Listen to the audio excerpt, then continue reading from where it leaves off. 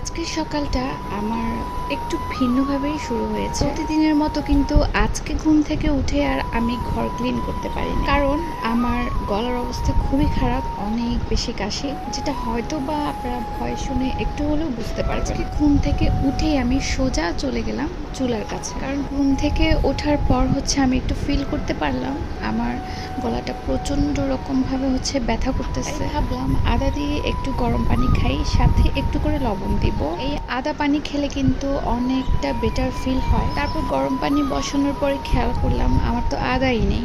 সবগুলো আদা আমি 2 দিন আগে ব্লেন্ডার করে ফেলছিলাম। পরে পাশের বাসা থেকে আমি এই আদাগুলো নিয়ে আসছি। গরম পানি দিয়ে এইদিকে একটু করে দইটাও দেখে নিচ্ছিলাম। তো মাটির ছোট্ট পাত্রটা দেখেই বোঝা যাচ্ছে উপর থেকে দইটা একদম পারফেক্টলি বসে গিয়েছে। তো যাই হোক, এইদিকে কিন্তু আমার গরম পানি রেডি।